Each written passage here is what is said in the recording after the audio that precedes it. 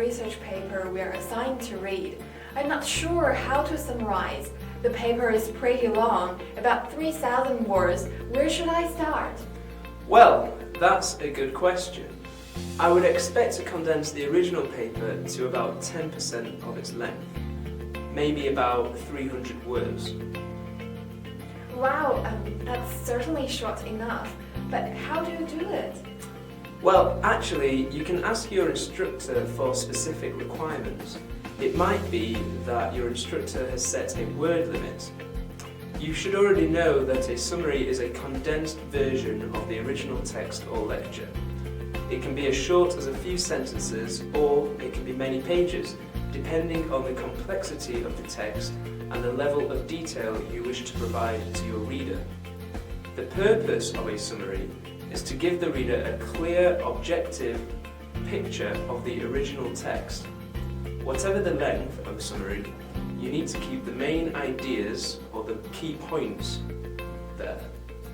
So, are there any steps I need to follow when I summarize? Of course, you can try the following steps. First of all, read the article to be summarized and be sure you understand it.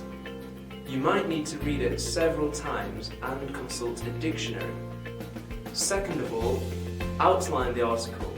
Note the main ideas and major points.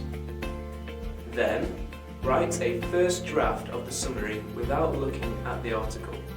If you have trouble doing so, you might need to go back to step 1. Once you have a deeper and more thorough understanding of the text, you can go on to step 2 and 3 again. 4. Use a mix of paraphrased and quoted material when writing a summary. If you do quote a phrase from the original text, be sure it is a very important phrase that is necessary and cannot be paraphrased. In this case, you must put quotation marks around the phrase. Step 5. Target your first draft for approximately a quarter the length of the original. Then you can revise your draft so that it meets the requirement or is more concise and clear. That's certainly helpful. Then, when I have finished my first draft, how do I know whether it is any good? Are there any criteria to adopt? That is a good question, because you really need to know whether you have done it properly and whether you need to make improvements.